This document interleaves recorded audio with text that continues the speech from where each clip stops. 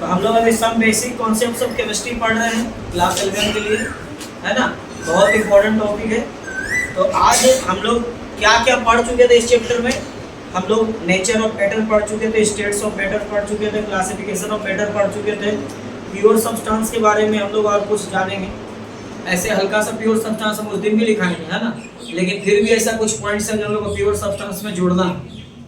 तो आप लोग को हम बता दे रहे हैं कि हम लोग का जो जैक बोर्ड है उसमें 11 क्लास का लॉन्ग क्वेश्चन तो आता नहीं है। कैसा क्वेश्चन आता है? एमसीक्यू आता है। तो आप लोग को लॉन्ग क्वेश्चन तो लिखने आएगा नहीं, लेकिन आपको फिर भी इसको पॉइंट सबको याद रखना है, क्योंकि एमसीक्यू आपको कहीं से भी दे सकता है। और प्लस अगर आप मान लीजिए जेई और नीट का तैयारी करेंगे तो आपको ये लेंथी थोड़ा याद रखना होगा। और अगर आपको जेई नीट अगर आपको क्लियर करना है, कुछ भी करना है, तो एनसीईआरटी में केमिस्ट्री का एक एक लाइन पूरा क्लियर रहना चाहिए, कहीं से भी क्वेश्चन दे सकता है। ठीक, तो इसलिए हम लोग लाइन बाय लाइन को क्लियर करते हैं, एक्सरसाइज भी क्लियर करेंगे, न्यूमेरिकल भी क्लियर करेंगे, कोई भी पॉइंट हम लोग नहीं छोड़ने वाला है इसी का। तो अगर आप इसको प्रॉपर मतलब वॉच कर रहे हो चैनल को, या फिर प्रॉपर तुम लोग क्लास को देख रहे हो, है ना, प्रॉपर घर में पढ़ रहे हो, तो तुम लोग केमिस्ट्री में 70 जो थ्योरी होता है 70 में 70 पूरा आराम से बन सकता है, एक नंबर भी इधर उधर नहीं होगा। इसके बाद हम जो टेस्ट सीरीज है वो भी चलाएंगे, है ना, एमसीक्यू का टेस्ट सीरीज करेंगे, तो उसको भी अपलोड करेंगे, तो उसको भी आप लोग देख लोगे जब हम कराएंगे यहाँ क्लास में। देखो, तो प्योर सब्सटेंस के बारे में साइंटिस्ट कुछ और बोलता है। प्योर सब्सटेंसेस, ये देखिए पेज नंबर 5 एनसीईआरटी का बता रहे हैं, इसको लेके खोल के बैठना है और देखो लाइन बाय लाइन एकदम नोट करते जाना है उसको। तो pure substances have characteristics different from mixture. हम लोग को पता है कि प्योर सब्सटेंस का जो लक्षण होता है वो मिक्सचर से थोड़ा अलग होता है। इसका गुण क्या होता है? मिक्सचर से अलग होता है। हम लोग जानते हैं मिक्सचर अलग है, प्योर सब्सटेंस अलग है। कैसे अलग है? Constitute particles of pure substances, जो कॉन्स्टिट्यूट पार्टिकल होता है प्योर सब्सटेंस का, हैव अ फिक्स्ड कंपोजिशन। उसका क्या होता है? अभी बताए थे, कंपोजिशन क्या होता है? फिक्स होता है। उसका कंपोजिशन जो है कमल फिक्स होता है। ठीक है, कहने का मतलब है उसके अंदर जो भी पार्टिकल आप लोगे ना तो वो फिक्स इसमें रहेगा। तो कॉन्स्टिट्यूट पार्टिकल आप लोगों को पहले ही बताए थे, जिससे कोई सब्सटेंस बनता है वो मॉलिक्यूल भी हो सकता है, एटम भी हो सकता है, आयन भी हो सकता है। ठीक, तो वही बोल रहा है कि constitute particles of pure substances have a fixed composition. उसका कंपोजिशन जो है फिक्स्ड होता है। क्या होता है? फिक्स कंपोजिशन में होता है। एग्जांपल में दिया आप लोगों को, देखिए कॉपर दिया है, सिल्वर दिया है, गोल्ड दिया है, वाटर दिया है, और क्या दिया है? ग्लूकोज दिया है। ठीक है, ये सब पूरा अंडरलाइन करना है, अंडरलाइन करके लिखिए वहां पर। Constitute particles of pure substances fixed composition, fix composition होता है। ऊपर देखो आप लोग, silver, gold, water and glucose are सब एग्जांपल ऑफ प्योर सब्सटेंसेस। हाँ, ग्लूकोज भी प्योर सब्सटेंस है। ग्लूकोज आप लोग जानते हैं ना, ग्लूकोज जो 10th क्लास में पढ़े थे, ग्लूकोज C6H12O6 वही हो। देखो बता रहा है इसके बारे में, glucose contains carbon, hydrogen and oxygen in a fixed ratio. It means glucose is also pure substance because the composition is found to be fixed, क्योंकि इसका कंपोजिशन फिक्स्ड पाया था। किस का? Carbon, hydrogen and oxygen. हमेशा carbon 6 रहेगा, hydrogen आपका 12 रहेगा, और ऑक्सीजन क्या रहेगा? 6 रहेगा, यानी C6H12O6। उसमें आप C20 कर दीजिए तो ग्लूकोज नहीं बनेगा। सुनिए, तो glucose contains carbon, hydrogen and oxygen in a fixed ratio and its particles are glucose contains carbon, hydrogen and oxygen in a fixed ratio. Glucose भी कंटेन करता है फिक्स रेशियो में 3 एलिमेंट को। किसको? Carbon, hydrogen and oxygen. And its particles are of same composition, और उसका भी particle सब क्या होता है? सेम कंपोजिशन का होता है, मतलब वही कंपोजिशन जो चाहिए उसी में होता है। आगे क्या बोलता है? Hence like other pure substances, और प्योर सब्सटेंस के जैसा ग्लूकोज है जो फिक्स्ड कंपोजिशन, उसका भी फिक्स कंपोजिशन है। जैसे वाटर क्या है? वाटर एक प्योर सब्सटेंस है, H2O, H2 2 ऑक्सीजन 1 H2O। वैसे ग्लूकोज में भी C6 carbon 6, hydrogen 12, oxygen 6 fix. ठीक,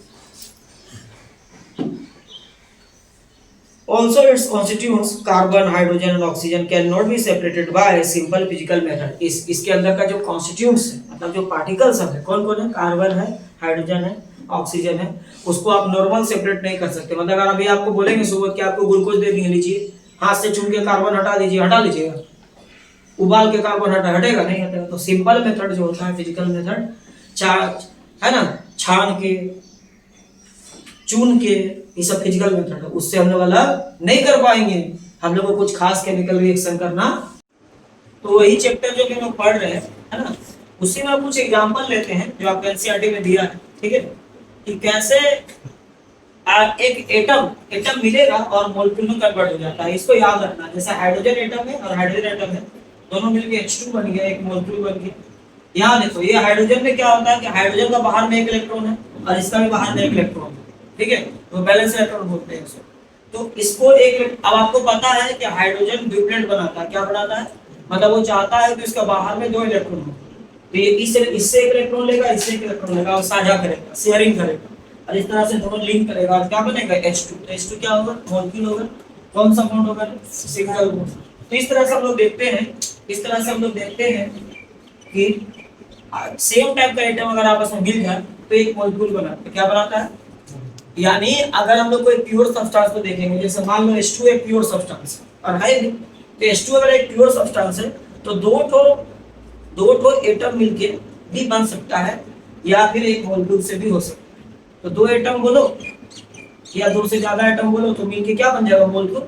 मतलब किसी प्योर सब्सटेंस के अंदर जो कॉन्स्टिट्यूट पार्टिकल है वो एटम भी हो सकता है, मॉलिक्यूल भी हो सकता है। तो अभी हम लोग किसका एग्जांपल ले रहे हैं, एटम मिलके मॉलिक्यूल बन गया। तो याद रखना है कि H2 जो है वो सिंगल बॉन्ड से बना है, और फिर बोलोगे इलेक्ट्रॉन का शेयरिंग से जो इलेक्ट्रॉन का शेयरिंग से जो बॉन्ड बना है उसको कौन सा बॉन्ड बोलते हैं, उसको बोलते हैं कोवैलेंट बॉन्ड। कौन सा बॉन्ड बोलते हैं, कोवैलेंट बॉन्ड। याद रखना है इसको, कोवैलेंट बॉन्ड, इसको लिख लो आप, कोवैलेंट बॉन्ड। आप लोगों को बॉन्ड के बारे में एक अलग से चैप्टर है, उसमें पढ़ेंगे, लेकिन अभी जाने लो कोवैलेंट बॉन्ड। कौन सा बॉन्ड है, कोवैलेंट। फिर यहाँ पर ऑक्सीजन है, यहाँ पर ऑक्सीजन है, ऑक्सीजन के बाहर में 6 इलेक्ट्रॉन है, इसका बाहर में 6 इलेक्ट्रॉन है। ये जो डॉट स्ट्रक्चर है इसको बोलते हैं लेविस डॉट स्ट्रक्चर। क्या बोलते हैं, दिखाने का तरीका को बोलते हैं Lewis dot structure, Lewis projection, तो उसी का नाम से रखा गया लेविस डॉट स्ट्रक्चर। तो याद रखना, इसमें अगर अलग अलग एटम होगा ना, बाकी तो दोनों तो सेम ही एटम है ना, अगर अलग अलग एटम होगा तो 2 टाइप से दिखाना, एक जगह क्रॉस, एक जगह पर डॉट। तो यहाँ दोनों सेम है, बोल क्रॉस ले लिए, तो 2 टाइप का चिन्ह आपको अलाउड है, या तो डॉट या क्रॉस। तो यहाँ देखो ऑक्सीजन, इसको कितना चाहिए, 6 है, बाहर में 6 है, आउटर मोस्ट शेल में, बाहर में कक्षा में, तो 2 इलेक्ट्रॉन चाहिए अष्टक के लिए, ऑक्टेट के लिए। तो ये इस ऑक्सीजन से 2 मिलेगा, तो 20 से 2 मिलेगा, तो कितना का शेयरिंग हो गया कमल, 2। तो इस तरह से O मिलकर O2 बना, और इस बार डबल बॉन्ड बना। कौन सा बॉन्ड बना, डबल बॉन्ड बना, ठीक है। तो देखो कंपाउंड के बारे में लोग क्या जानेंगे, अभी कंपाउंड के बारे में क्या जाने, कंपाउंड में क्या होता है कि हम लोग डिफरेंट एलिमेंट का एटम्स को या मॉलिक्यूल को मिलाते हैं और एक नया मॉलिक्यूल बनता है ना, और वो फिक्स रेशियो में मिलके बनता है, तो उसको हम लोग बोलते हैं कंपाउंड। क्या बोलते हैं, कंपाउंड। जैसे मान लो हम लोग को पानी, अगर हम लोग को मान लो हाइड्रोक्लोरिक एसिड बनाना है, तो हाइड्रोजन एक अलग एलिमेंट से आया, हाइड्रोजन अलग एलिमेंट है, क्लोरीन अलग एलिमेंट है, लेकिन दोनों को मिलाए ना, मिला के नया मॉलिक्यूल बनाए, और वो फिक्स रेशियो में बनाए, तो क्या बन गया, HCl बन गया। वैसे H2O कैसे बना, हाइड्रोजन और ऑक्सीजन, हाइड्रोजन अलग एलिमेंट है, ऑक्सीजन अलग एलिमेंट है, और हाइड्रोजन एलिमेंट का ही एटम है और मॉलिक्यूल है, और इसका तुम्हारा एटम है, किसका, ऑक्सीजन। तो अलग अलग एलिमेंट का है एटम या मॉलिक्यूल मिलाएं, एक बार रेशियो मिला तो H2O बना, फिक्स रेशियो में H2O ही होना चाहिए, H3O से नहीं बनेगा, तो फिक्स रेशियो है कि नहीं। तो फिक्स रेशियो में जब हम लोग अलग अलग एटम या अलग अलग मॉलिक्यूल को मिला के एक नया मॉलिक्यूल बनाते हैं, तो उसको हम लोग बोलते हैं कंपाउंड। क्या बोलते हैं, और दोनों मॉलिक्यूल और एटम जिसको आप मिला रहे हो डिफरेंट एलिमेंट का होगा, किसका होगा, हाँ। तो देखो वही लिखा है यहाँ पर, देखोगे आप लोग नोट करोगे एनसीईआरटी से, where 2 or more atoms of different element, जब 2 या 2 से ज्यादा एटम अलग अलग एलिमेंट का कंबाइन टुगेदर, आपस में कंबाइन होता है इन ए डिफरेंट रेशियो को फिक्स रेशियो में, the molecule of compound is obtained. तब क्या मिलता है, कंपाउंड का एक मॉलिक्यूल मिलता है, हो गया हमें। मोreover the constituents of a compound cannot be separated into simpler substance by physical method। मतलब इसको अगर तुम सेपरेट करना चाहोगे ना, तो फिजिकल मेथड से सेपरेट नहीं होता है, मतलब हाथ से छून के चाहे तो नहीं हटे। सिंपल मेथड जो हम लोग जानते हैं, छानना चुनना, उससे अलग नहीं होता।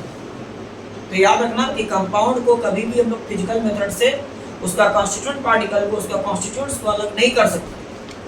तो फिर किससे कर सकते हैं, they can be separated by chemical method. इसको किससे कर सकते हैं, हाँ। तो याद रखना एग्जाम में दे सकता है कि कंपाउंड को किससे सेपरेट कर सकते हो, केमिकल मेथड। कौन कौन कंपाउंड है कमल, एकदम याद कर लोगे जाके। Example of some compounds are water, ammonia, कौन कौन है? Water, ammonia, carbon dioxide, sugar, ये सब क्या है? कंपाउंड। तो आपको समझ में आ गया होगा कंपाउंड कैसे बना? कंपाउंड कैसे बना? कंपाउंड कैसे बना? अलग अलग एलिमेंट का एटम या मॉलिक्यूल को फिक्स रेशियो में मिलाते हैं तो एक और मॉलिक्यूल बनता है, उसी को हम लोग क्या बोलते हैं?